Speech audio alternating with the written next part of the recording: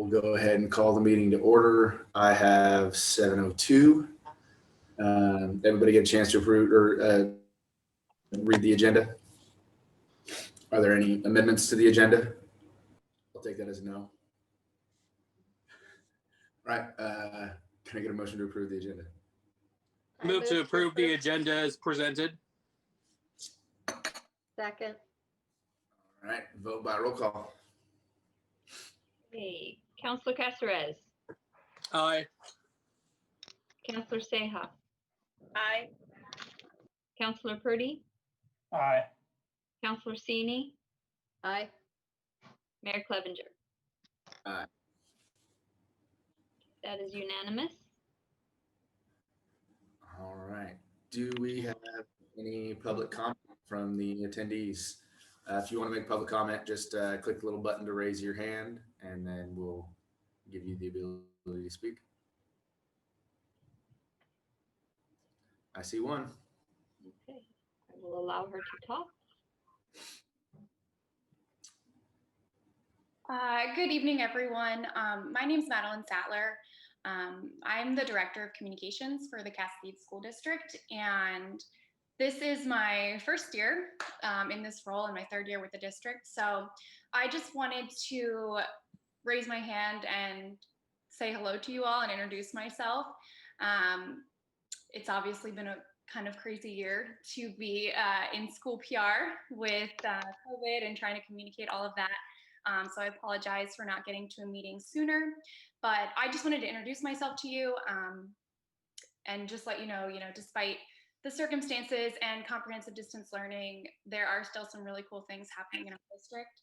I know at Aumsville, they have every student accessing distance learning right now, which is a testament to Cindy Ganfield and her staff, and they're working really hard. At the junior high school and the high school, our staff are working really hard and making a lot of efforts to connect with students. There's clubs and all these different activities. So there's some things going on in our district, and I hope to be able to continue to share that with you guys. But I was just here tonight to introduce myself to you and let you know who I am. Excellent. Thank you. Thank you.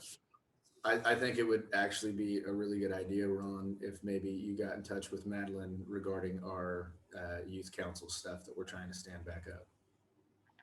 Yeah, Madeline and I have actually emailed a little bit, and I just finished our final meeting this week with the staff representatives there at Cascade High School, and I'll actually be doing my first class with the government class on local government. I'll participate as part of a web presentation. Awesome. They're getting me a date, but sometime in December. And the program, the outline as we have it presented, fits within the council resolution with the exception of a couple of minor adjustments. And so we'll bring that resolution forward at the first meeting in December, just for a couple of those minor tweaks to make sure that we're fitting council's wishes. Awesome. Hi, Madeline. Okay. Well, thank you for popping up and introducing yourself, Madeline. Yeah, thanks, guys. Thank you. Does anybody have any public comment?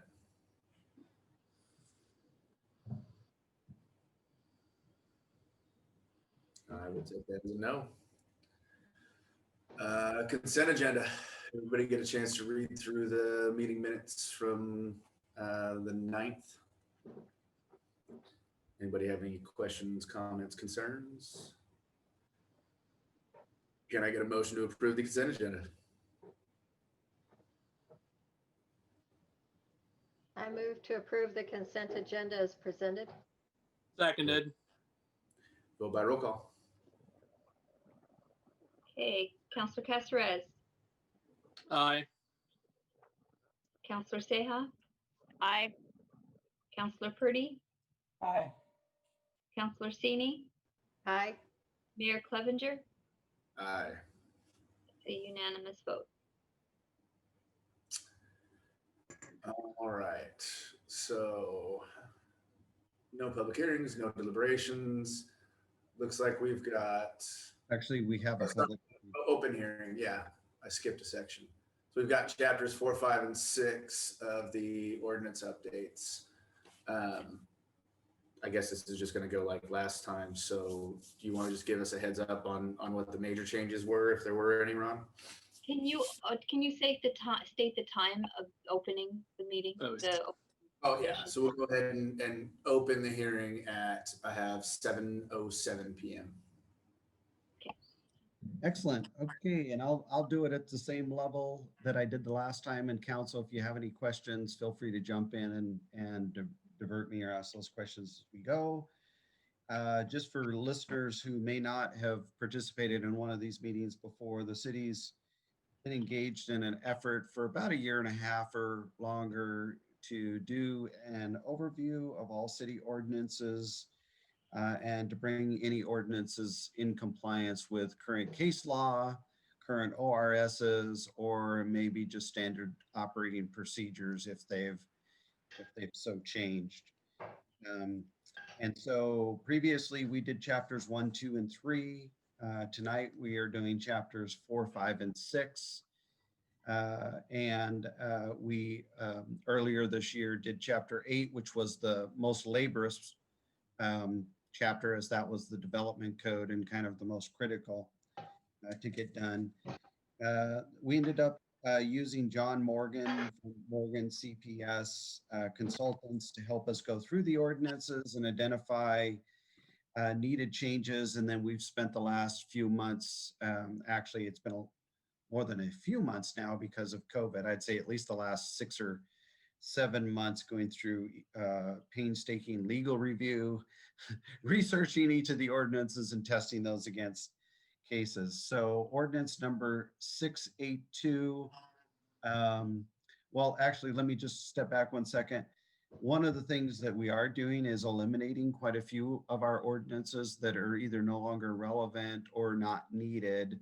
Overall, this project will eliminate about half of the city's ordinances. So I actually think that's a good thing to do. I think the least amount of ordinances that we have to apply, it's easier, but we need to make sure that we have the ones that are necessary. So we'll start in chapter 4 with ordinance 682. This is going to repeal and replace ordinance 311. Ordinance 311 really addressed social gaming, but it also included things like lottery sales. I think there might have been a little bit of confusion when that ordinance was written, what it really needed to apply to, but we've pared that down to strictly apply to social gaming activities and that being regulated in the city. So, what we're trying to prevent is, some sort of an illegal card game or gambling facility that's happening. There may be lottery sales or things that are licensed by the state that happen. That's a separate issue, and we don't really want to get involved in being a layer onto that state licensing process. One of the things that we did do in this new ordinance was we specifically exempt through just it's basically a verbal approval with the city administrator, charitable organizations that are raising money, things like the police turkey shoot, the fire district's turkey shoot, the exchange club, bingo night, those types of things, which are really just there to benefit the nonprofit. They don't happen that often. They're once or twice a year. Those things are called out as an exemption within the ordinance. Outside of that, it's just really restructuring and language changes. I don't know if council has any questions. I got nothing. Anybody else have anything? Seeing none, we'll move on to ordinance 683. 683 is repealing and replacing 316 posting of notices. This really just clarifies recent case law about notices and posting notices. There's been a lot of cases related to freedom of speech rights of certain people and postings of signs and different things like that. And really the ordinance is substantially the same in how we govern within the city. We've just made sure that we worded it to protect the rights that were established in some of those recent cases. So the ordinance has been amended for clarification, but substantially it's the same ordinance. Any questions on 316 or the new 683? I got nothing. Okay, we'll move on to ordinance 684, which is actually an ordinance that simply repeals an ordinance. This is repealing ordinance 344, which is criminal code adoption. There's a state criminal code that we follow, and there's really no reason for us to have this ordinance. If we have an ordinance, we have to maintain it to mimic the state, any changes in the state criminal code, where we get notification of those because that goes right directly to our police officers through their training. They say up on any changes. They don't always necessarily filter down at the ordinance level. And so we're just repealing this ordinance. It's not necessary for the city. Any questions? No. Okay. We'll move on to ordinance 366, which will be repealed by ordinance 685. This was a fireworks code ordinance adoption. We're just repealing that because what we've done is we've addressed temporary fire sales in the development ordinance earlier this year. And so anybody that wanted to have a temporary fireworks stand still has to be licensed by the state fire marshal. They still have to follow the ORSs related to fireworks or any type of incendiary device. So we're just repealing that ordinance, or that's our recommendation is to repeal. You have any questions? So I can or cannot make explosives in my garage. If you're licensed by the state fire marshal and you want to follow our development ordinance regulations, you probably, I'm going to say you probably can't regardless, but.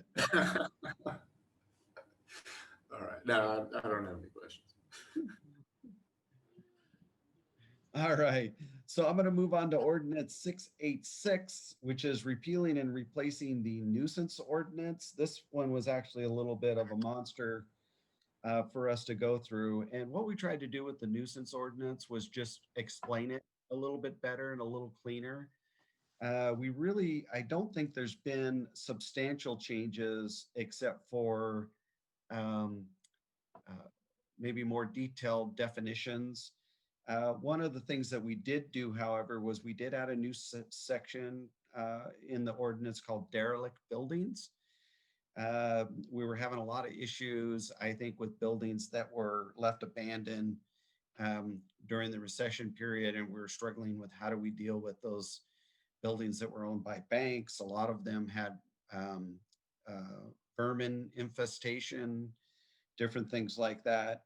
And then there are some unsafe buildings occasionally that we have complaints about that we have to try to address. And so the derelict building section that we added was intended to do that.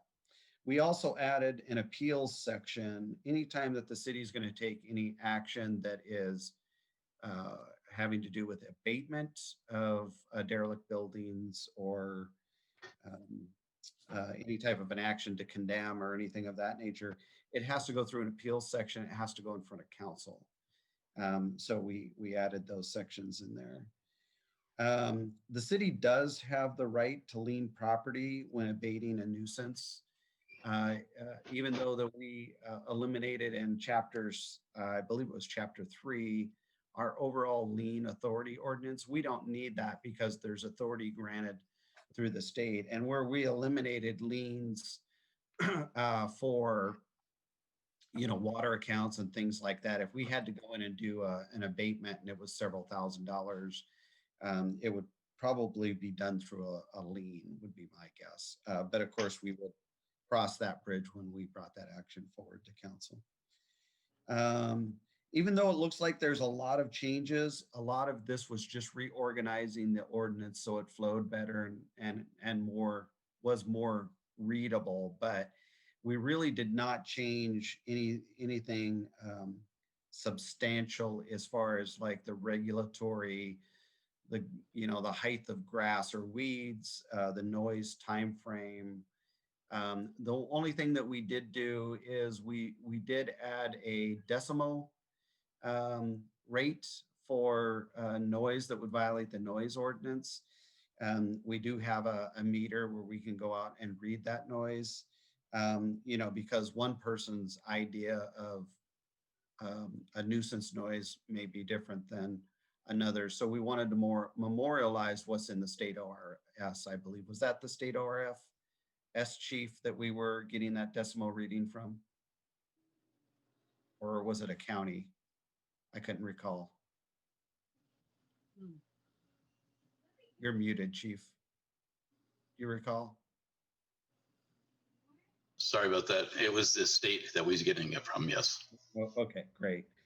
And then there's a definition. Originally, we rolled our chronic nuisance property ordinance, which was a couple ordinances down, I think.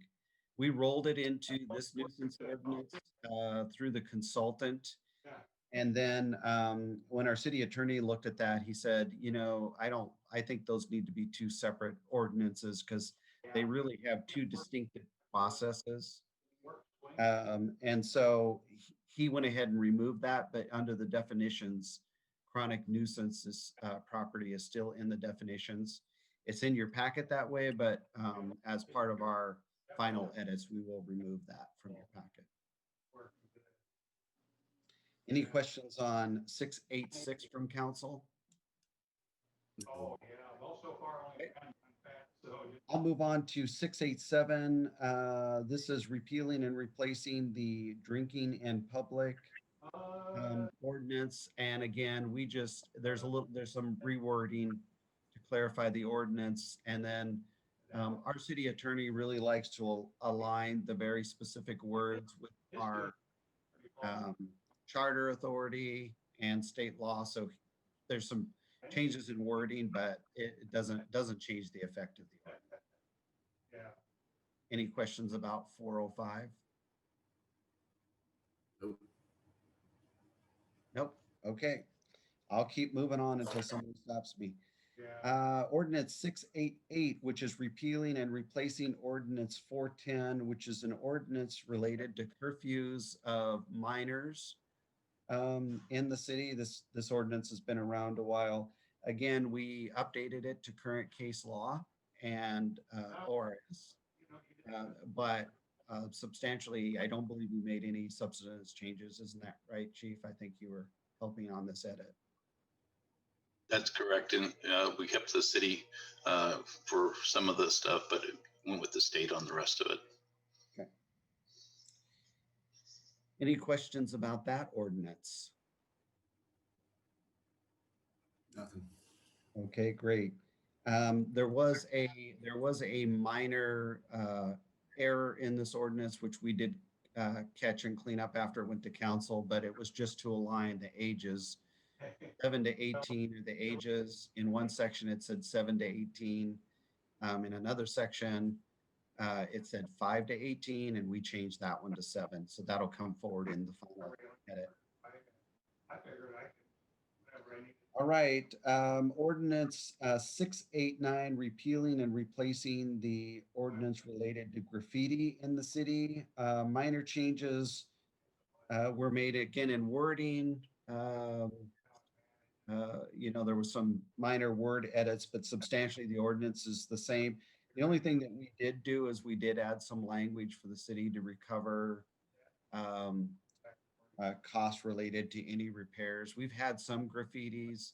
I think our previous ordinance had the fines levied at up to $500 or something like that. The last case that we had was several $1,000s worth of damage. And so one of the things was we increased the fine amount, and we also added a section that said in addition to any fines, the courts may fine.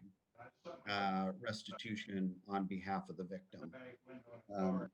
And so there's a state ORS that I think maxes that out at $7,500. So obviously it would be capped at whatever that is, but that's really it on 4.8 and the graffiti Where do order. you work at? I forgot. Hey, real quick, somebody's got somebody talking in the background. Can I just have everybody mute other than Ron? Oh, There we go. All right, and then we are on to ordinance 49, ordinance amendment.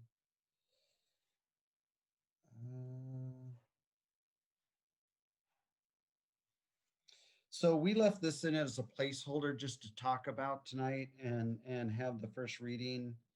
But Colleen, I think you're going to have to weigh in here because I don't know that I understand the staff report. It says ordinance 434 as amended by ordinance 463. Is that supposed to be a different number? I'm trying, where are you at? I'm, well, the next one down from ordinance 689. Oh, for some reason I switched pages. Ordinance 343. I thought we had a number assigned to it that was in line with the rest of. On the agenda, it's ordinance 690 repealing ordinance 490 would be next. Yeah, I think we just put that in as a placeholder. Okay. Are you So it looking for really any wasn't on the department agenda. heads from? I'm No, not it's sure. fine. I didn't.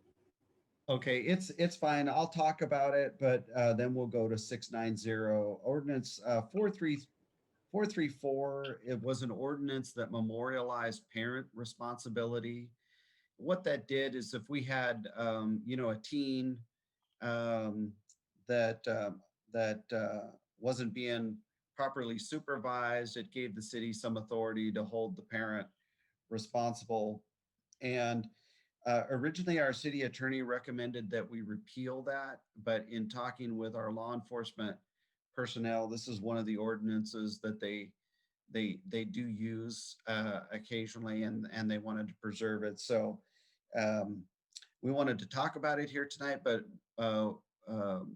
we'll probably come forward, and this will be one that if we want to finish, we'll have to read 2 readings on at the next meeting.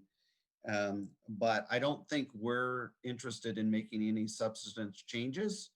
We're just trying to reconcile if it does indeed, if repealing it in its entirety is indeed the way that we want to go. There's some case law out there that contradicts some of the content in this ordinance, but that the city attorney provided us. But there were also we modeled this from another city's ordinance that happened about, I don't know, several years after that case had been decided. So stay tuned on that one. We'll go ahead and move on to ordinance 690, which is repealing and replacing ordinance 490. This ordinance really deals with the requirements of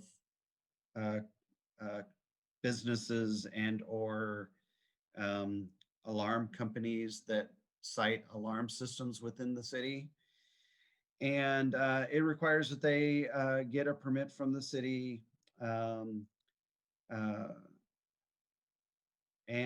it sets in place a series of events that occur that allows us to penalize the company or the homeowner if they have repeated false alarms throughout a specific time period. We actually changed that number to allow more false alarms because what our police department has found is that, when people first get these systems and they start learning how to use them, whether that's a business or it's a homeowner, there tends to be more false alarms. And so we've increased that number that they can have before they get issued a penalty. If they have more than 10 false alarms, we can we can invalidate the permit that allows the alarm system. So that's really, it's just rewriting it, but we did try to make it to be a little bit more user friendly. One of the things that we are doing that's universal theme throughout these ordinances, I'll just mention because it really touches on this one, is we've moved all of the penalties and fines, if they're not embedded in the ordinance, we've moved those to a fee schedule. So the city will update its fee schedule at the end of the year. So basically what we say is, fees will be set by council resolution. We don't want to have to change an ordinance every time we see a need to change our fees. And fines are a little bit different. They're usually embedded in a civil violation, but any types of fee schedules will go to a resolution format. Speaking of violations, we did take most of the ordinances and convert these to civil infractions versus criminal infractions. We just think that that's more appropriate for some of these violations. Any questions on the alarm ordinance 690? Okay, ordinance 498, the emergency operation plan authorization. We did not touch that, so that's going to stay in place. Ordinance 691 is repealing and replacing ordinance 505 related to parks and public area regulations. Again, we really just reworded some of this to try to be a little clearer and cleaner. And of course, that is our attempt. But as you know, there's always somebody that wants to reinterpret what the meaning of certain words are. So, but we do really try to make a good faith effort of changing the language so it's really clear of what our intent is and what the city's intent is and what the expectations are. See, rewritten. There was a recent court case, Grants Pass versus Blake, that really rocked a lot of these ordinances based on how detailed they were worded. I don't think that case really substantially impacted our ordinance, but we had to go back and review this particular one a couple of times. But again, it's back to freedom of speech issues and the rights of certain individuals and how far a city can go to enforce those. But I think most of ordinance 691 is fairly much intact as it was reworded. I have a question on that, Ron. Go ahead, Larry. On the firearms prohibition in that Yep. section, that include concealed weapons permit holders?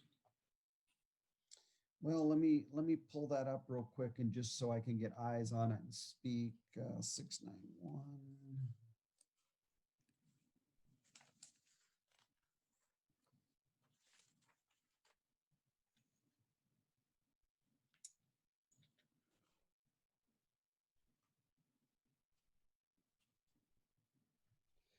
Firearms or fireworks it is unlawful for any person to use, carry, or display firecrackers, fireworks, or explosives of any kind in the park, except as allowed by ORS 162.172 and 166.173. Those are new ORSs.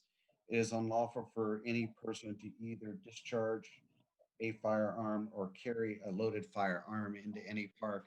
Now, I will tell you that is a recent legislative, I believe, a legislative law. I've had experience with that in the past, and I believe, there's some concerns how that might conflict with federal laws. So I can give a little clarification on that with 163.172 and 173. Yes, sir. Those ORSs are not applicable to concealed carry holders. Okay. If you are a lawful concealed handgun license holder in the state of Oregon, those ORSs are not applicable as far as carrying a loaded firearm.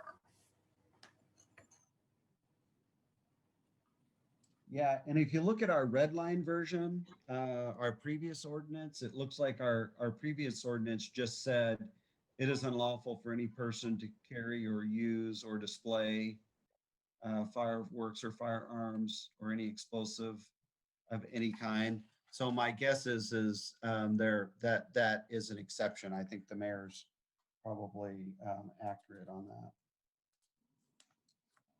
I can Thank you. double check that. I'll double check that for our next meeting. Chief, can I ask you to do that? Before our next meeting? Can, but I can verify right now that the mayor is correct and stuff. The concealed weapons is an exception. We do have the right to actually, ask them to leave the park, but we can't stop them from carrying. Okay. I thought that was the case. I think that probably came in line with federal, tried to come in with line with some federal regulations. Excellent. All right. Any questions about our park regulations other than that? Okay. Chronic nuisance property, we did not assign this in a number, but we will. But basically, it's ordinance 554. We have it in draft form, and it's substantially the same ordinance. It's just rewritten to address the chronic nuisance properties. And chronic nuisance properties are things that have high crime attraction. Multiple drug arrests, various high crime activity, and then there's an ability for the city to go in and abate those areas. I'm not sure that this comes up that often, but it's probably something that we should have in the wings in the event that we do start to see some of those high crime issues. So anyway, that'll come back before you again in its final form at the next meeting.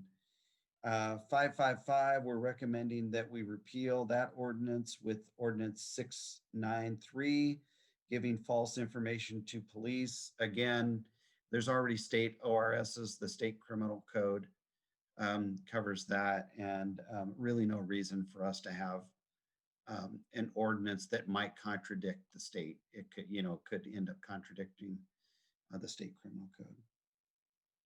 Any questions on that one? 693. Okay, ordinance 564 recommending to be repealed by ordinance 694. This requires residents to register if they are convicted of sex crimes. Again, we're just eliminating this ordinance. There's no need for it. Laws have changed on how these registers occur, and we don't use it within the city. We use the state police database when something comes up and we need to look at a registry. Any questions on that? All right. Ordinance 695, repealing and replacing ordinance 597. This is an ordinance that just allows us to do criminal background and driving background on our volunteers and employees or potential employees. I think there was just some wordsmithing, but substantially all we did was bring that in line with a new legislative rule that was approved in 2019.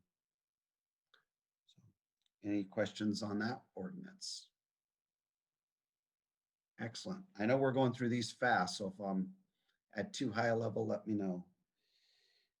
In chapter 5, ordinance 697, repealing and replacing ordinance 171, vehicle parking. We added some more detailed descriptions, what vehicles in the right of way are. We made a few changes to allow enforcement easier. There was a little exemption in this ordinance about parking vehicles that conflicted with not only this ordinance, but 2 other ordinances. We took that little exemption out and further clarified what the exemptions should be. Sections were deleted. That was, I just talked about that. We strengthened the storage vehicles language. And of course, with all these ordinances, we removed the emergency clause. I put that little footnote here, but that actually came out of all of our ordinances. There's no reason for us to do that at this point. But basically, the ordinance has not changed. You know, you can have a, you know, if you have a trailer parked on the street, that's a recreational trailer, and we get a complaint about it, usually we're going to go talk to the person, let them know that that street parking isn't, you know, we don't have sufficient parking in our neighborhoods, and that's not what it's intended for. It's intended for vehicles that people are using, and that we'll give them their 5 days to remove it, and then go from there. If somebody breaks down in the street, we give them 24 hours to move or repair it, and then we can take action. We used to have a clause in there, and that was the one that we removed, that said, oh, if you're repairing a vehicle, you had, you know, so many days, and it was something like 120 days or something like that. Well, the problem is people would drive their vehicle and they would blow this vehicle up, and it would just sit on the street, and there was really nothing we could do about it for 120 days. So if somebody's vehicle breaks down in the street, 24 hours is enough time to get them to move it. We define storage of vehicles because we do have, in some of our crowded neighborhoods, people that are storing other people's vehicles on the street that don't necessarily live in the home. And there's been a number of issues that we've been trying to wade through. So we cleaned that language up to further identify what a vehicle is that's being stored on the street. But other than that, I think it's substantially the same. Is that a fair statement, Chief, from your assessment? Yes, it is. Any questions from council? All right, ordinance 306 recommended repeal by ordinance 698, and this was a parking regulation. This was actually something different. This was something the city put in place. I think the intent was, because of the overcrowding issue in some of the neighborhood streets, that we would issue permits allowing so many vehicles per household. Obviously, that's not a program I would relish in administering, and we don't use it. So our recommendation is to repeal it. Any questions about that ordinance?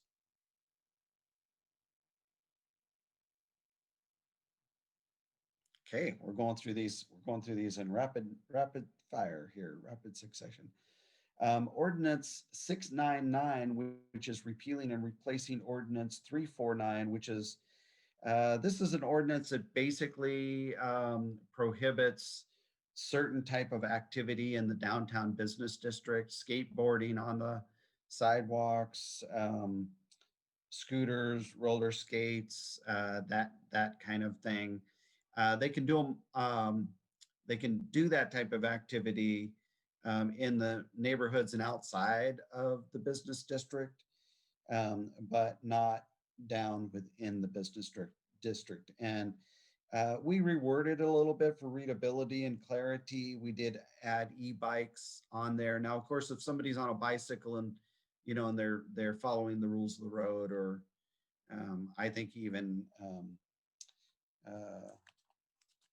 e-bikes, so then they're fine. It's just the concern is we've got narrow sidewalks in our downtown business district, and we have pedestrians, and it's a pedestrian safety issue there. So other than that, I don't think any changes to that ordinance. Any questions?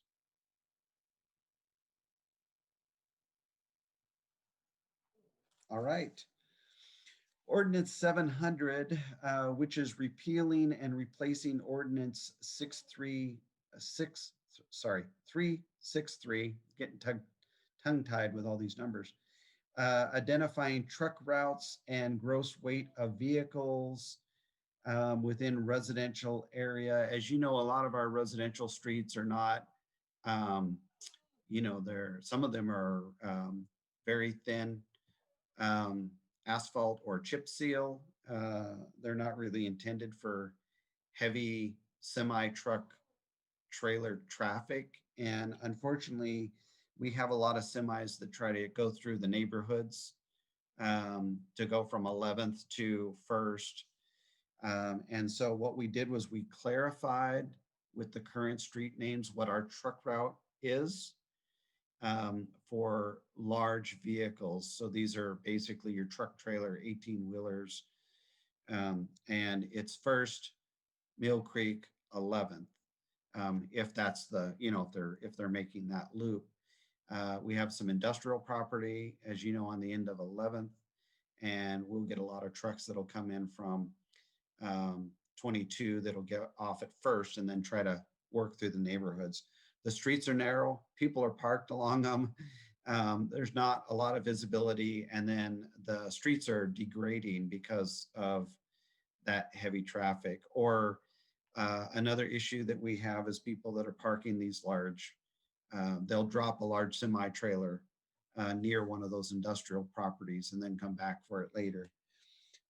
So that's just really memorializing the truck routes, but we're using the current names. As you can imagine, people called these roads different things 15 years ago or 18 years ago, 20 years ago.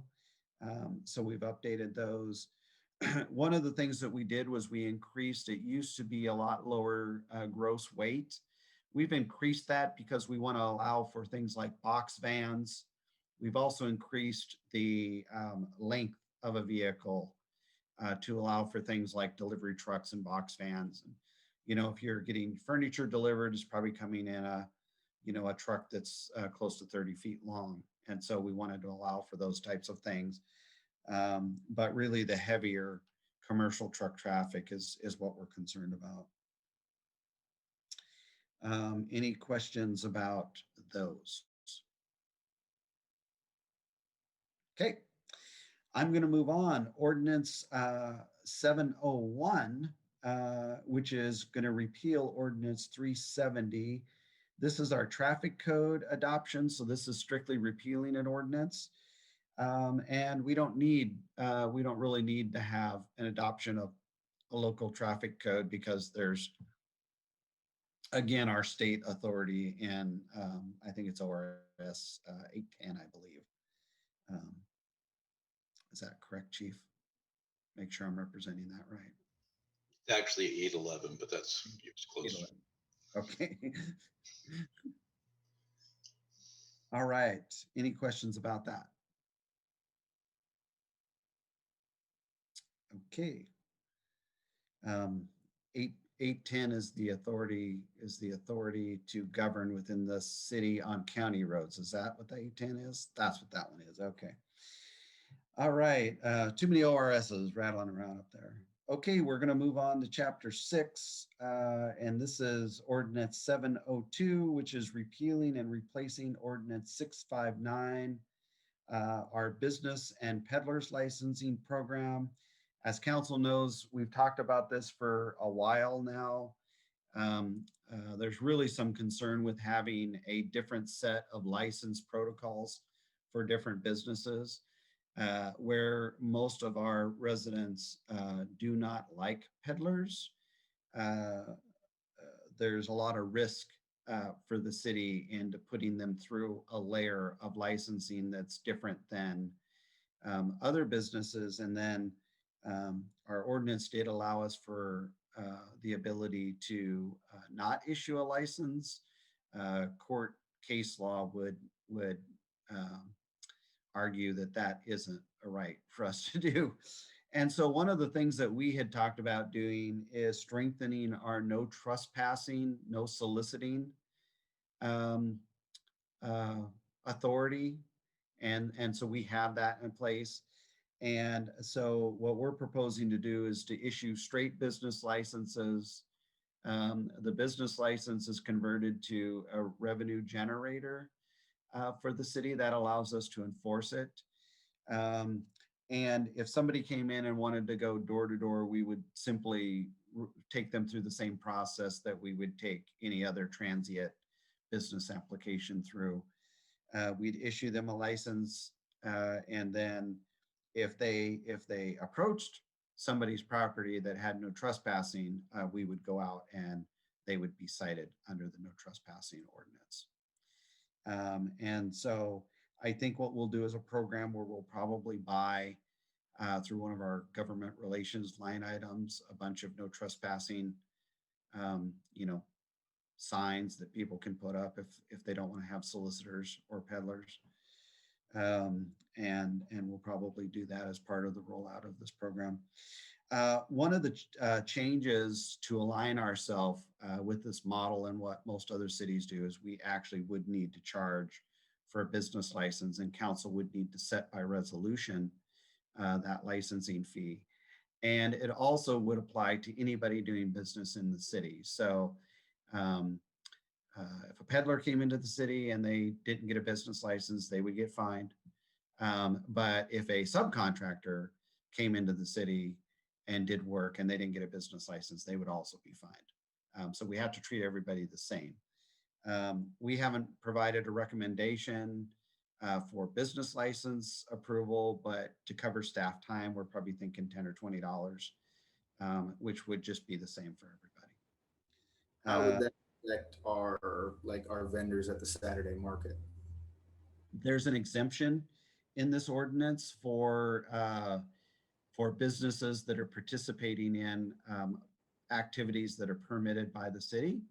So if somebody came in and got a special events permit, as an example, for, a Saturday market or Halloween thing at Lucky You, that kind of thing. whatever, that would exempt those folks for that period of time, for that event. Okay. And we would just collect the fee. There's a $50 event permit, and it's just an overall permit. So basically they're pre-buying the license for everybody for that day. Again, changes the violation from a criminal code to a civil fine.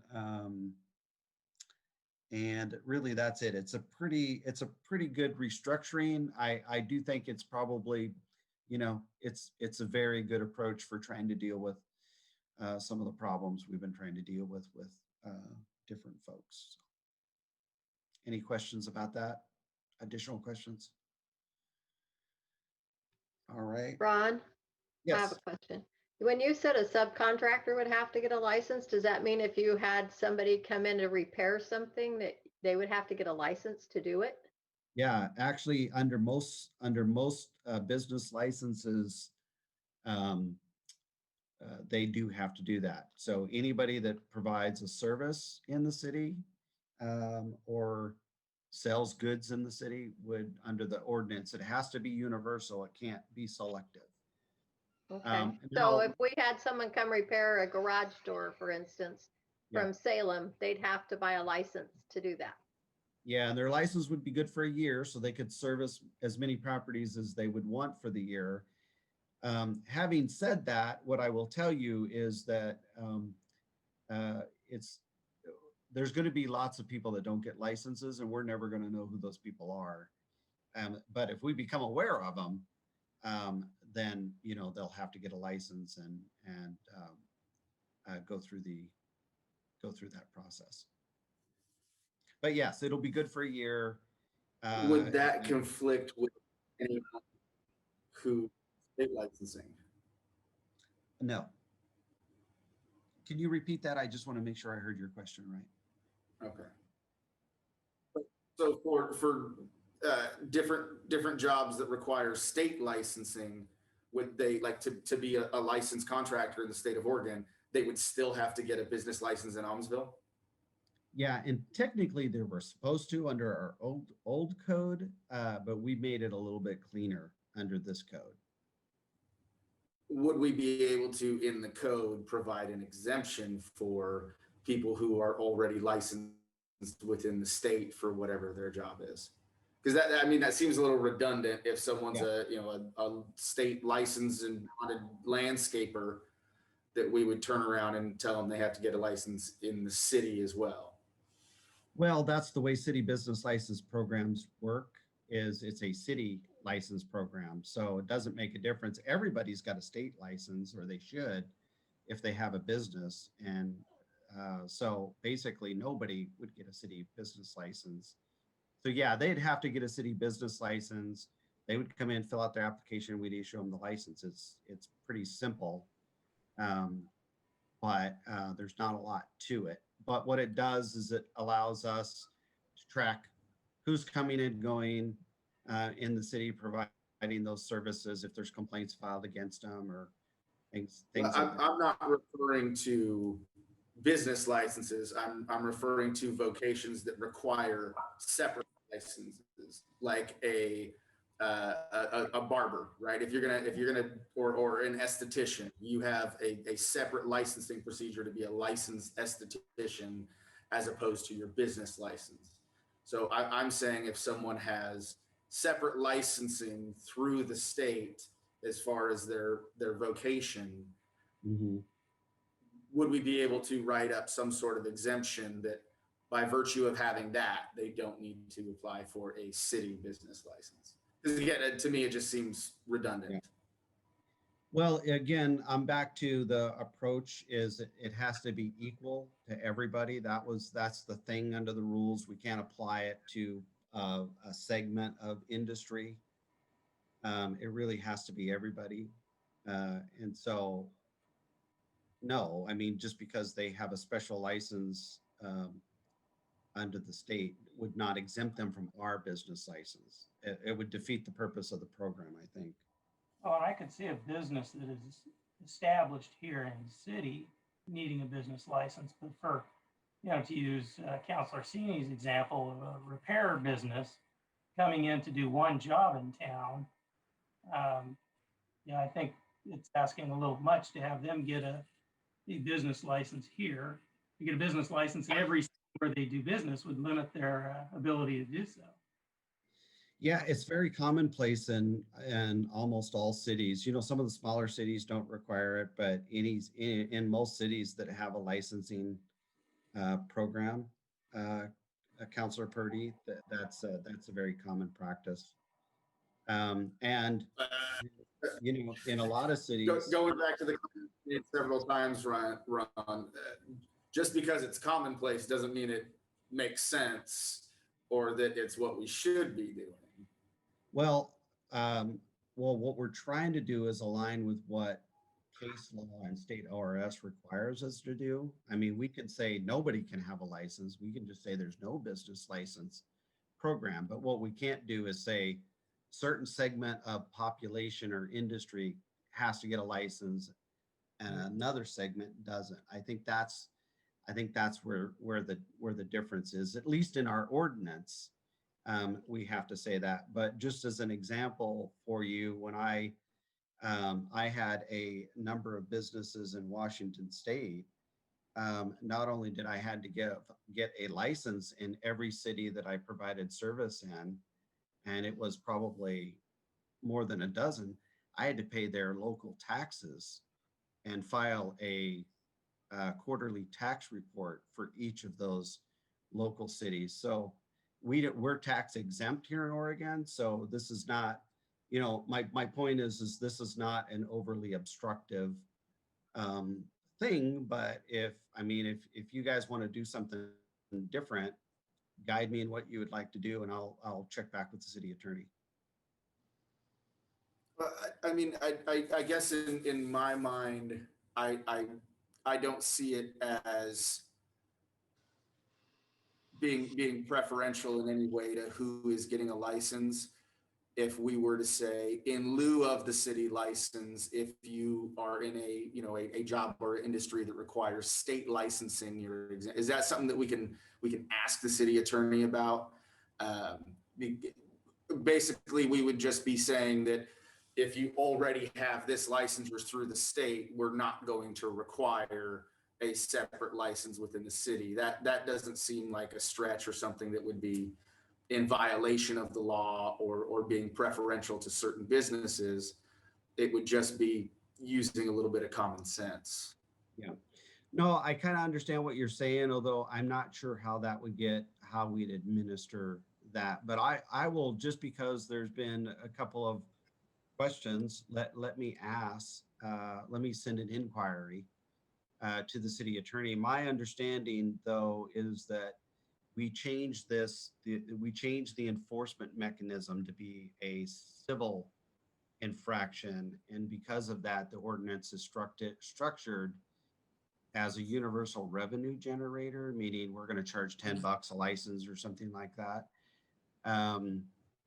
So I'm not sure how that would work under that structure, but I'll ask the question and let's see what the answer is, and we can tackle it at that point. Does that sound fair?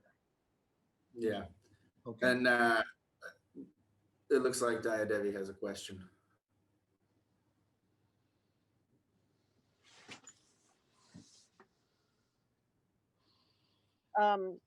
Good evening, everyone.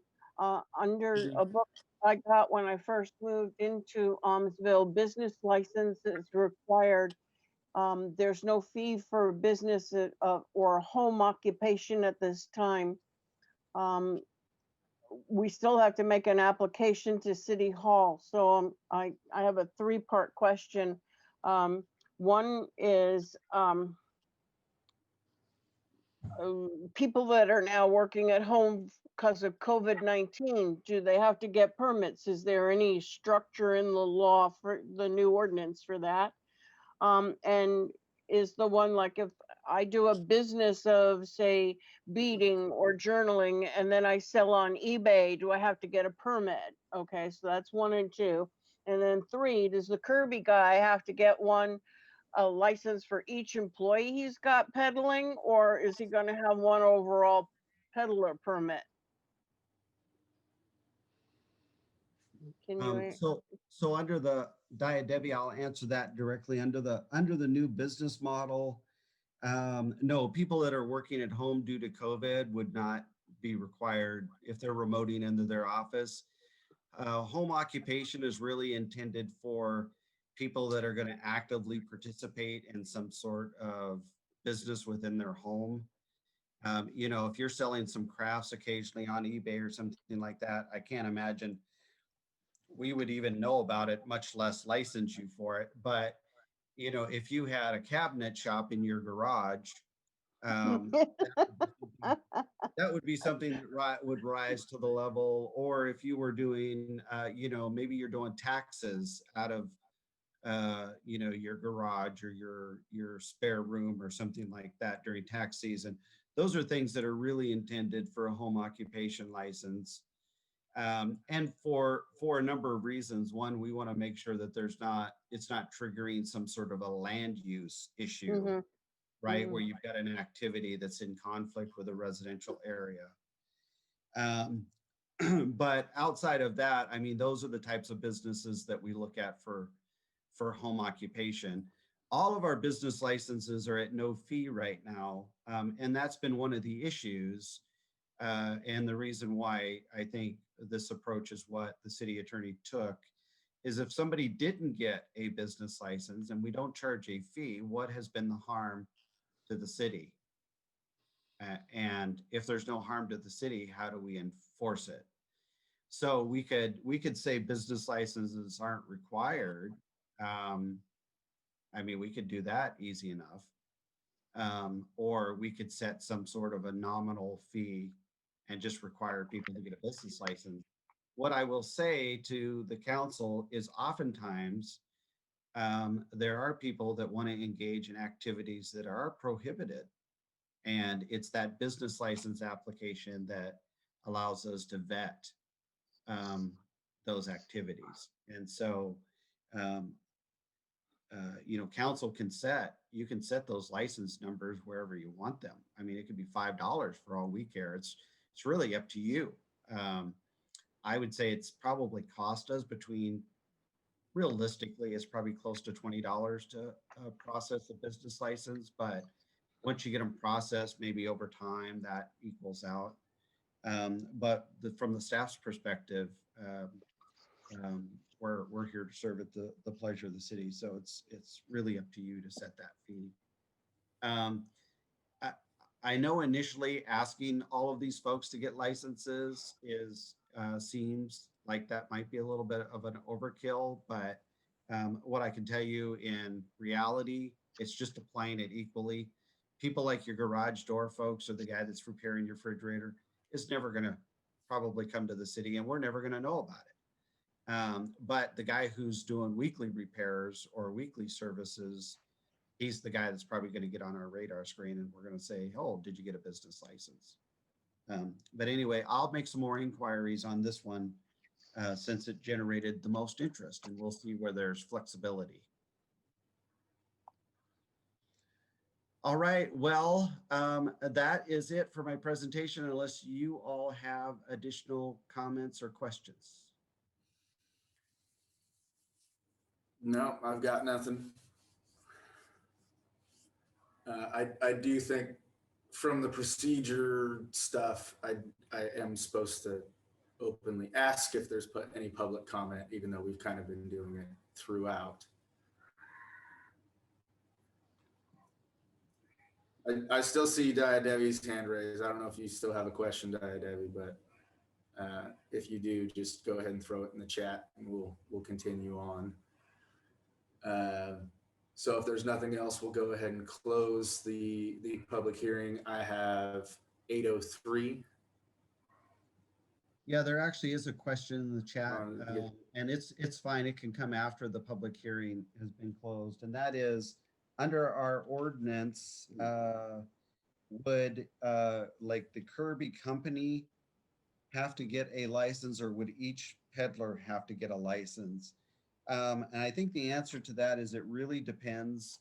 If each person is an independent contractor and they're not an employee of the company, each person would then have to get a license. And that question, Debbie, and I think Rachel also brought that up in the chat. So Kirby Vacuum Cleaner Sales folks, if there's a van with 10 people in there and they're all independent contractors, each of them would be required to get a license. If, Salem Kirby has 5 employees and they wanted to send them out here to scour the neighborhoods, they could get a license as long as those people were in fact employees of the business. So that's the way that that's written. And you can kind of see when you're dealing with an ordinance like this, it's difficult to administer because the Kirby guy is going to say, these people are all my employees for the purposes of getting a license. But when they do something wrong, he's going to come forward and say, these guys don't work for me. They're all independent contractors.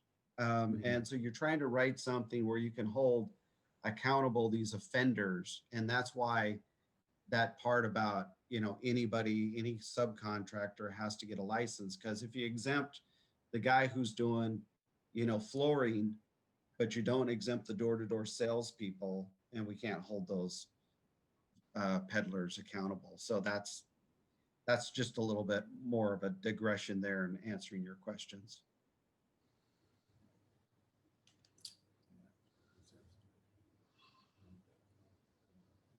Go ahead, Mayor, sorry. Sorry, I was just reading Rachel's comment. So we will move on to the decision portion, and we can just rattle through these quickly, hopefully. So first reading by title only of ordinance number 682, ordinance updating the Aumsville Municipal Code to include provisions relating to social games. Do I have a motion? Or do we do need to do a motion on the first reading and the second reading, correct? We'll do the first reading tonight, and then on the 14th of December, we'll bring all this back with any updated revisions. Okay. So I move to approve the first reading of ordinance number 682, an ordinance updating the Aumsville Municipal Code to include provisions relating to social games by title only. Wait a second. I'll second that. Vote by roll call. Okay, and in an effort to save some time, I will be dropping counselor from the names. Caceres, Aye. Seha, Aye. Purdy, Aye. Sini, Aye. Clevenger, Aye. and that is unanimous. All right, first reading by title only of ordinance number 683, an ordinance limiting the posting, placing, displaying, and attaching of signs or any other matter on public property to any tree, pole, or post situated on any public property within the city, repealing ordinance 316. We have a motion.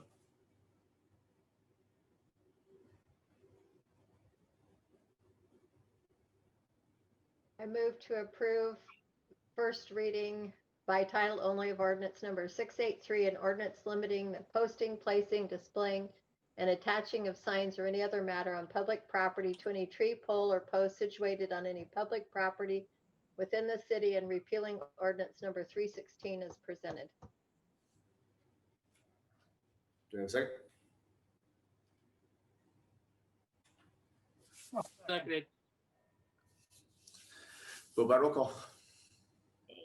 Caceres, Aye. Seha, Aye. Purdy, Aye. Sini, Aye. Clevenger, Aye. and that is unanimous. So first reading by title only of ordinance number 684, an ordinance repealing ordinance number 344, an ordinance concerning the Oregon Criminal Code. Do I have a motion? Hang on 1 minute. I gotta find I got my sheets out of order evidently.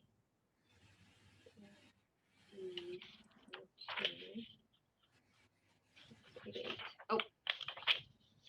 Okay, ready.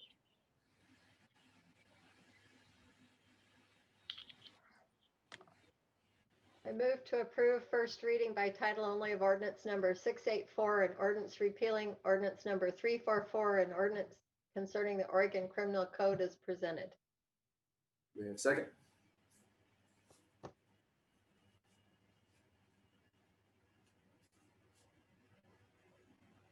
Seconded. Vote by roll call. Caceres, Aye. Seha, Aye. Purdy, Aye. Sini, Aye. Clevenger. Aye. That is unanimous. First reading by title only of ordinance number 685, an ordinance repealing ordinance number 366 concerning the Oregon Revised Statutes, Chapter 480, relating to explosives. We have a motion. I move to approve the first reading of the ordinance number 685, an ordinance repealing ordinance 344, an ordinance concerning. Oh, sorry, that was my bad. I read the wrong line. My apologies. I'll reread that.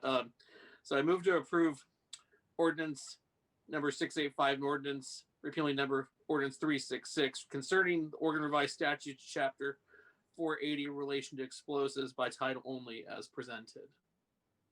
We have a second. I'll Second. second it. Oh. Vote by roll call. Caceres, Aye. Seha, Aye. Purdy, Aye. Sini, Aye. Clevenger, Aye. unanimous. All right. First reading by title only of ordinance number 686, an ordinance defining nuisances, providing for their abatement, prescribing penalties, and repealing ordinance number 369. We have a motion.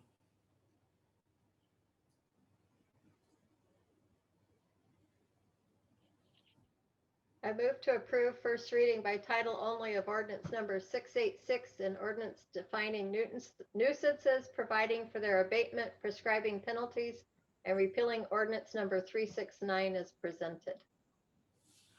Do we have a second? I'll second it. By roll call. Caceres, Aye. Seha, Aye. Purdy, Aye. Sini, Aye. Clevenger. Aye. That is a unanimous vote. First reading by title only of ordinance number 687, an ordinance limiting the consumption of alcoholic liquor upon public streets and other places, prescribing a penalty therefore, and replacing or repealing ordinance number 405. We have a motion.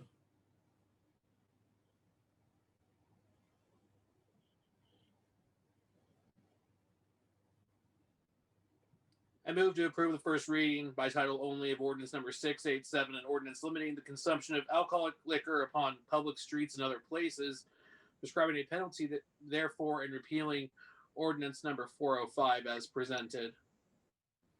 Do we have a second? Second. Vote by roll call. Caceres. Aye. Seha. Aye. Purdy. Aye. Feeny. Aye. Clevenger. Aye. And that is unanimous. First reading by title only of ordinance number 688, an ordinance creating a juvenile curfew within Aumsville city limits, establishing parental guardian responsibility, and repealing ordinance number 410. We have a motion. I move to approve the first reading of by title only of ordinance number 688, an ordinance creating a juvenile curfew within Aumsville city limits, establishing parental guardian responsibility, and repealing ordinance number 410 as presented. Do we have a second? Seconded. Vote by roll call. Caceres. Aye. Seha. Aye. Purdy. Aye. Feeny. Aye. Clevenger. Aye. And that is unanimous. First reading by title only of ordinance number 689, an ordinance making it unlawful to possess graffiti implements, providing for their seizure and providing penalties, and repealing ordinance number 433. We have a motion.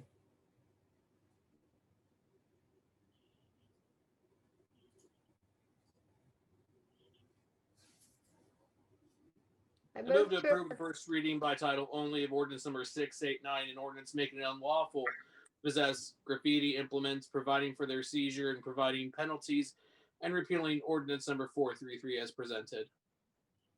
We have a second. Second. Vote by roll call. Caceres. Aye. Seha. Aye. Purdy. Aye. Feeny. Aye. Clevenger. Aye. That is unanimous.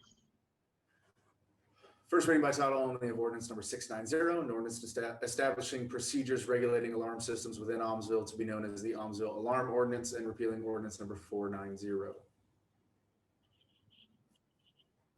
We have a motion. I move to approve the first reading by title only of ordinance number 690, an ordinance establishing procedures regulating alarm systems within Aumsville to be known as the Aumsville Alarm Ordinance, and repealing ordinance number 490 as presented. Do we have a second? I'll second it. Vote by roll call. Caceres. Aye. Seha. Aye. Purdy. Aye. Feeny. Aye. Clevenger. Aye. That is unanimous. First reading by title only of ordinance number 691, an ordinance regulating the use of parks, parkways, public squares, public grounds, streets, boulevards, paths, sidewalks, greenways, rest areas, playgrounds, and other areas, and repealing ordinance number 505. Do we have a motion? I move to approve the first reading by title only of ordinance number 691, an ordinance regulating the use of parks, parkways, public squares, public grounds, streets, boulevards, paths, sidewalks, greenways, rest areas, playgrounds, and other areas, and repealing ordinance 505 as presented. We have a second. Second. Vote by roll call. Caceres. Aye. Seha. Aye. Purdy. Aye. Feeny, Aye. Clevenger. Aye. That is unanimous. By title only of ordinance number 693, an ordinance repealing ordinance 555 concerning giving false information to police. Do we have a motion? I move to approve the first reading by title only of ordinance number 693, repealing ordinance 555 concerning giving false information to police as presented. Do we have a second? Seconded. Vote by roll call. Caceres, Aye. Seha, Aye. Purdy, Aye. Feeny, Aye. Clevenger. Aye. And that is unanimous. First reading by title only of ordinance number 694, an ordinance repealing ordinance number 564, an ordinance concerning registration of residents convicted of a sex crime. Do we have a motion?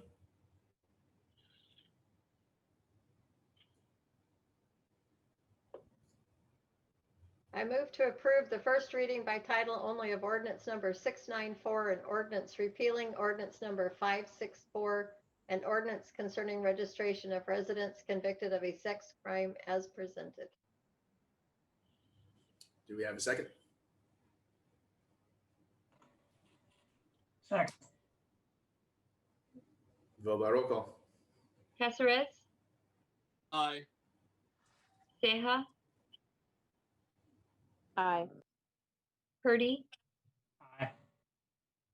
Feeny, Aye. Clevenger. Aye. That is unanimous. First reading by title only of ordinance number 695, an ordinance establishing driving and criminal history record check policies concerning public employment and public service providers and volunteers, and repealing ordinance number 597. Do we have a motion? I move to approve the first reading by title only of ordinance number 695, an ordinance establishing driving and criminal history record check policies concerning public employment and public service providers and volunteers, and repealing ordinance number 597 as presented. Do we have a second? Second. Second. Vote by roll call. Caceres, Aye. Seha, Aye. Purdy, Aye. Feeny, Aye. Clevenger. Aye. That is unanimous. First reading by title only of ordinance number 697, an ordinance relating to the parking of vehicles and trailers on city streets, private or public property, setting regulations and penalties for violations, and repealing ordinance number 171. Do we have a motion?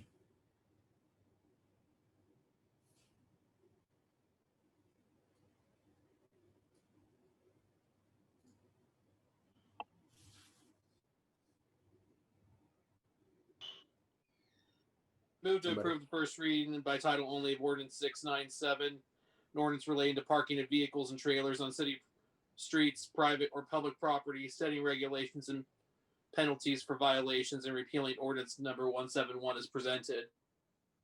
Do we have a second? Second. Vote by roll call. Caceres, Aye. Seha, Aye. Purdy, Aye. Feeny, Aye. Clevenger. Aye. That's unanimous. First reading by title only of ordinance number 698, an ordinance repealing ordinance number 306, an ordinance regulating parking in the city of Aumsville. Do we have a motion? I move to approve the first reading by title only of ordinance number 698, an ordinance repealing ordinance number 306, an ordinance regulating parking in the city of Aumsville as presented. Do we have a second? I'll second it. Vote by roll call. Caceres, Aye. Seha, Aye.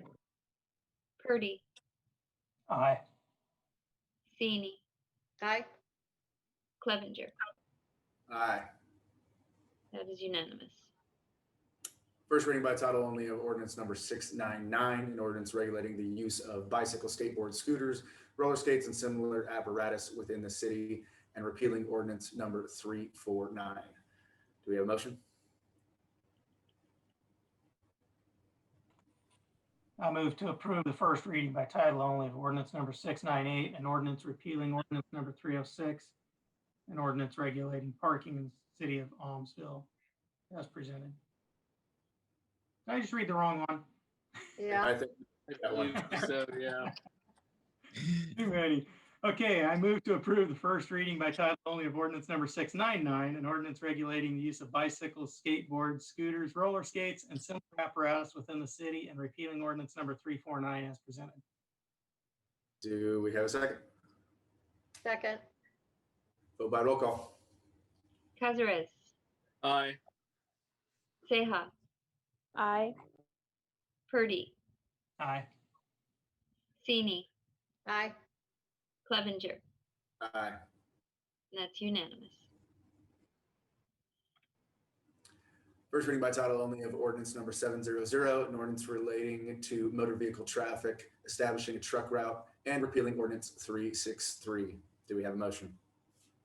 Move to approve the first reading by title only of ordinance number 700, an ordinance relating to motor vehicle traffic, establishing a truck route, and repealing ordinance number 363 as presented.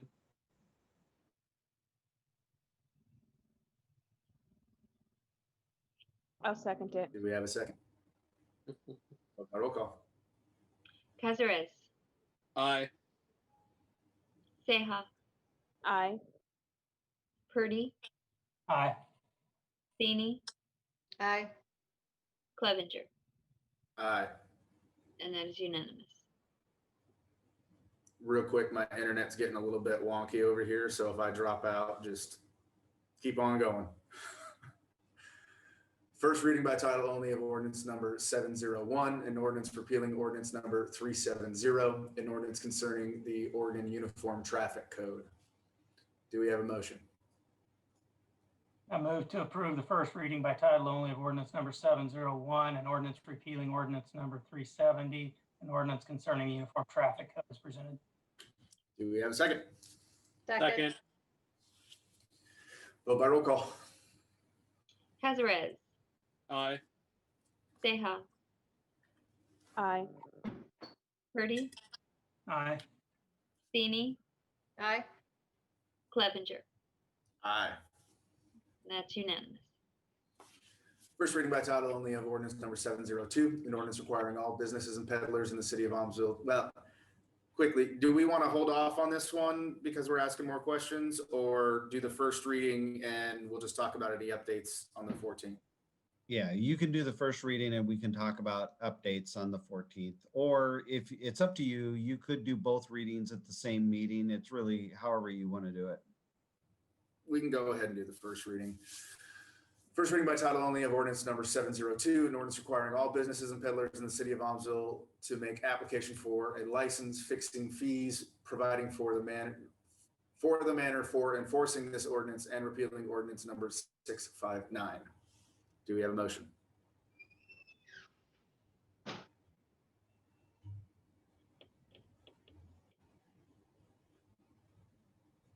I move to approve the first reading by title only of ordinance number 702, an ordinance requiring all businesses and peddlers in the city of Aumsville to make application for a license, fixing fees, providing for the manner for enforcing this ordinance, and repealing ordinance number 659 as presented. Do we have a second?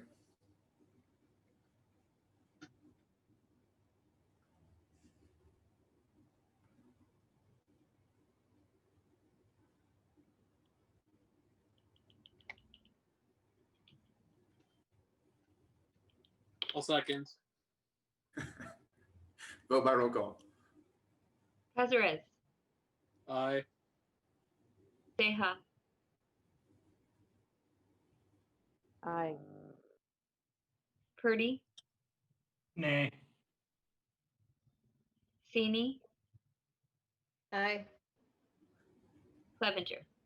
Aye. That is 4-1.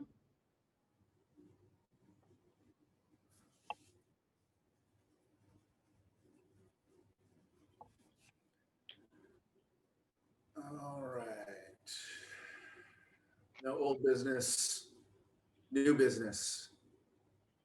Resolution number 16-20, resolution establishing water and sewer rates for the city of Aumsville. Everybody get a chance to read through that one. And Mayor, basically, what this resolution is at our last meeting, we approved the new water and sewer ordinance. One of the things that we did when we wrote all of these ordinances was we referred to a rate resolution versus having the rates embedded in the ordinance. And so I'm not 100% sure we need to do this action tonight, but just to make sure that we had all of our bases covered, we went ahead and prepared this resolution, which all it does is set the water and sewer rates at their current rates. The typical schedule for us to relook at rates is doing budget season, and we typically would make that action in June. But all we're doing tonight is making sure that this aligns with the wording of the ordinance. So it'll set the rates at our current rates. And if council does approve this resolution in your motion, you may just say, and other fees memorialized in the master fee schedule. Because there's fees related to meter size and, late fees, things like that. Yeah. Sorry, I'm just kind of reading through some of this again real quickly. And just to reiterate, this is not changing what people are paying right now. We're still working on that. So I just wanted to state that again, so there's no questions. And so the community knows that we are still looking at potential other rate schemes or whatever to see what we can do to lessen the impact. Previously the resolutions that council had approved that the ordinances pointed to were percentage increases. Mhm. And as we don't really have a rate, we don't really have a resolution that has the specific dollar and cents amount. We just wanted to make sure from a housekeeping standpoint, we had that available. Yeah. Well, do we have a motion? I move to approve resolution number 16-20, setting water and sewer rates at current rates to meet requirements under our newly approved water and sewer ordinances number 679 and 680, and other fees as memorialized in the exhibit. As presented. Seconded. Got right on top of that one. Vote by roll call. Cazares, Aye. Seha, Aye. Purdy, Aye. Feeny, Aye. Clevenger. Aye. That is unanimous. Next, Councilor Bambrick has resigned. We previously discussed it a little. Last I talked to him, a house over there. So, I mean, it sucks to lose him. I think he was valuable to the council. I believe it was discussed that we are planning to leave the application open for a month and appoint in January. But I did want to check with you, Ron. How does that work since Ryan was just elected as well? Would that require a second resignation? I don't believe so. I believe his resignation as presented would work, but we will double check on that just to make sure that wouldn't change anything. We did go ahead and put an advertisement together for the newsletter, and I think we may have gotten something out on our website, and advertised for the open position to begin in January. Obviously, the first meeting in January would be the first opportunity for council to appoint, and that's one of the reasons we didn't rush to try to get an application out earlier, to get somebody appointed is because they would take over that newly elected position. So basically, they would serve a full term. Okay. Well, I believe we have to make a motion to approve the resignations. So anybody make a motion? I move to approve the resignation of Counselor Bambrick as submitted. Do we have a second? I'll second that. Vote by roll call. Okay. Caceres, Aye. Ceja, Aye. Purdy, Aye. Feeny, Aye. Clevenger. I begrudgingly, because I would have liked him to stay. Yeah. All right, that is unanimous. All right, and then discussion about the second meeting in December. I forget what the actual date on that one is, but that's 28. Okay, the 28th. So that's, yeah, I mean, that right after Christmas, right before New Year's. So is that a meeting we want to go ahead and do or no? My suggestion to council would be to cancel that meeting, which is what we typically do. If there is an urgent action that needs to come before council, we could go ahead at any date and advertise a special emergency meeting if that's what we needed to do. But I really don't anticipate that. If we get through the majority of these motions or actions at the next meeting, which I believe is the 14th. Is that correct, Colleen? Yeah. I think we've pretty much concluded the business for the year and actually got a lot of work crammed into the last quarter of the year. So unless there's something urgent, I think we could just cancel that. If we needed a special meeting, we can do that. I agree. Does anybody really want to do the meeting on the 8th or on the 28th? It's my birthday, so not that it Well, matters, but there's another reason to not do it. right. So unless somebody desperately wants to, I think we're okay with canceling that meeting, Ron. Okay. Do we need a motion for that, or is it just I think consensus is fine.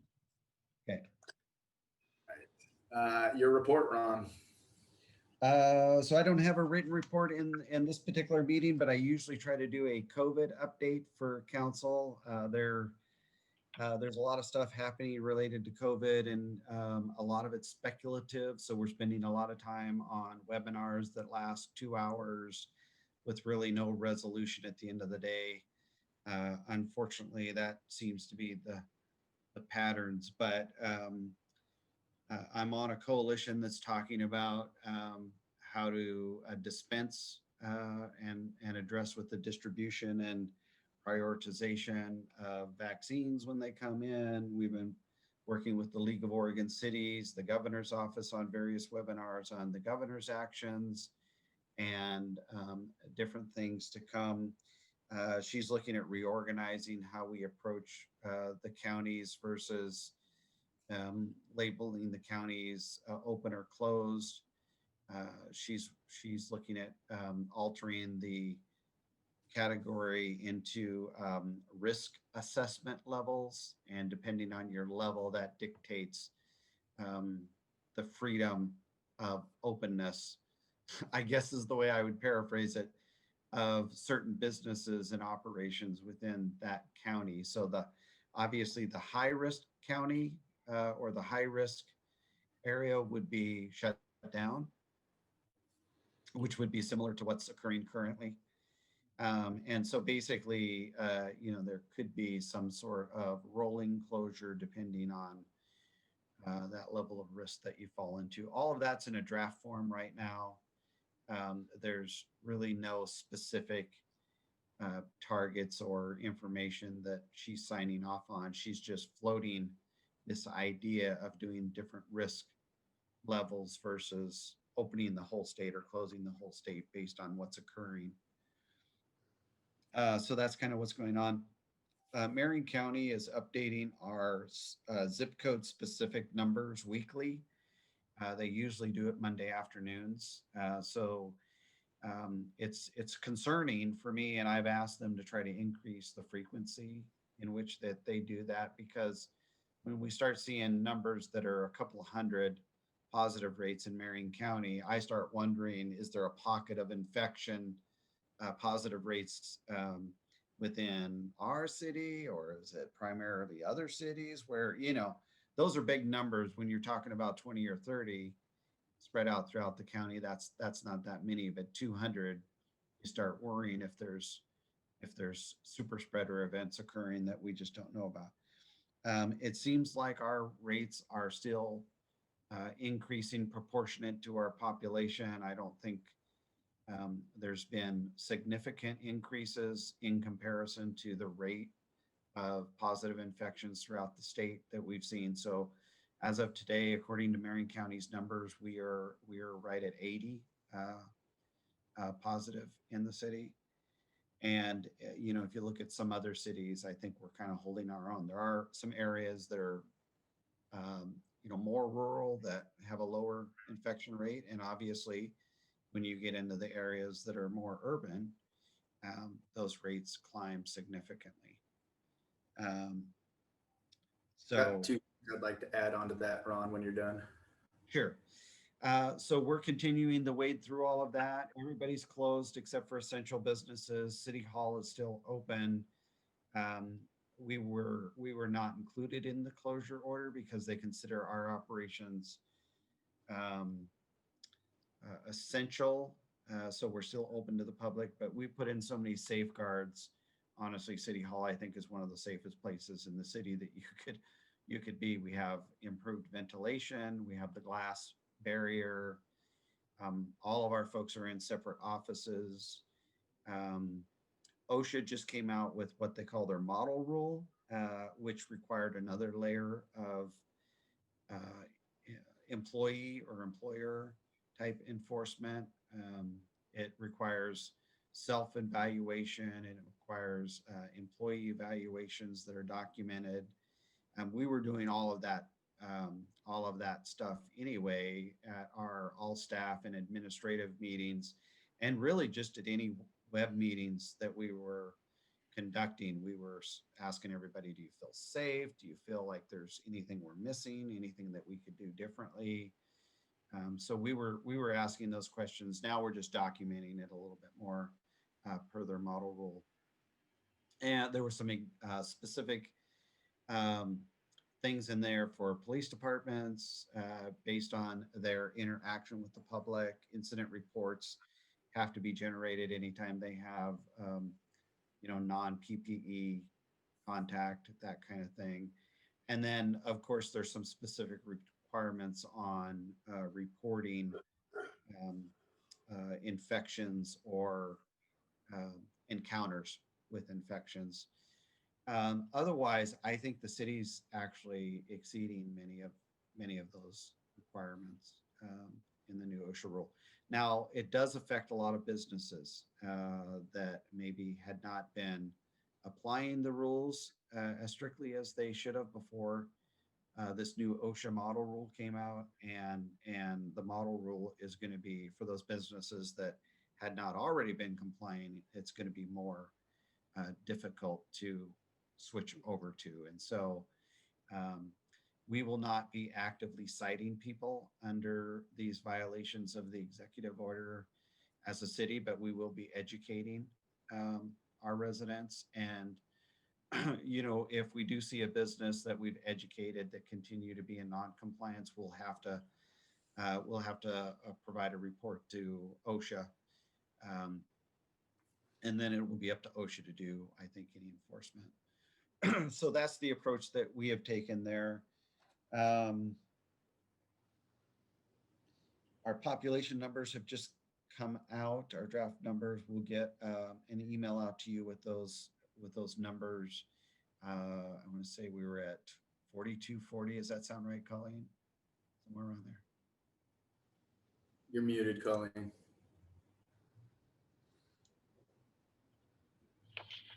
4215, July 1 to 2020. Yeah, 4215. Wow. So, you know, we're not growing at as fast as a rate as a lot of the other cities are growing, but we are growing. And I cannot think of anything else unless you have questions for me, council. I'll cut it short tonight. Just the two things real quick. One, as Ron stated, you know, to reassure the community, I've had a lot of people reach out to me about the enforcement of the current COVID restrictions and everything else. And, you know, I did have a conversation with Ron. It is not the city's intent to try and cite our way out of a pandemic. You know, and my personal opinion is that, you know, it's not the city's place to be regulating how many people you have at your house for Thanksgiving. We're not the holiday police. You know, I think outside of egregious violations, we should be taking a soft approach to this. So I just want to reassure the community that, you know, our local police department is not going to be out on patrol looking to cite people for not wearing masks or whatever. You know, our intent is to educate people and to reassure them during this pandemic. You mean I have to take it, shelf my infrared, you know, reader to see how many people's in a house now? Yeah, I think so. Yeah, Mayor, just to caveat that, I mean, if we came across a party of, you know, 100 people stumbling in the front yard or something like a kegger at their house, we have an issue. But just generally, are we going to go knock on the door and say, do you have 6 people or 7 people? No, we're not doing that. So I did reach out to Governor Brown's office just to inquire whether, you know, within this group of decision makers, whether there was anyone who was there advocating for small communities. I think we've all seen that these closures have had a disproportionate impact on small communities like our own. And if they don't have someone doing that, offering myself up as that individual, you know, this stuff is well within my wheelhouse. I haven't received a response yet, but at the very least, you know, I do think that we need to be advocating for small communities during this time and looking at the impact that these closures and lockdowns are having within our community. You know, us losing even one of our businesses is a much larger impact than a business that has to be shuttered up in Portland. So that's all I got. Did anybody have any questions for Ron? And I would just say, Mayor, on the call this afternoon with the governor's staff, the governor wasn't actually on that presentation today with LOC and her staff, but that message was reiterated a number of times that you know, there's a lot of businesses and industries that have complied with all the regulatory requirements, that have put in the PPE, that have put up all the barriers and the safety guards, that are following strict sanitational guidelines. And these are not the businesses based on the contact tracing where we're seeing the outbreaks. And there was a number of mayors like yourself on that call that reiterated, you know, we should not be looking at this at even a county level or even a city level, but we should be looking at it on a level from the ability of that industry to comply with the safeguards. And so I think that was said a number of times. I've heard that message delivered before at these different levels, and so far it doesn't seem like that has filtered its way into the decision-making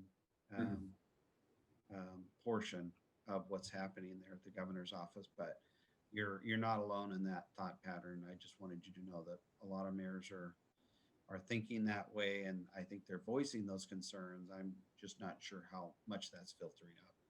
Yeah. That essentials workshop, Ron, do we have anyone going to that? I don't know. The good news about the workshops this year is they are all web-based. And so it really doesn't matter which one you sign up for. You don't have to drive anywhere or stay in a hotel. Uh, um, Colleen, did we have anybody sign up yet? No. So there's a number of those that are scheduled. If you all want to sign up, it's going to be the similar elected essentials workshop that you've done before, but they're great webinars to attend and just get refreshers if you choose to sign up for them. I think they're fine. I think they're good to attend.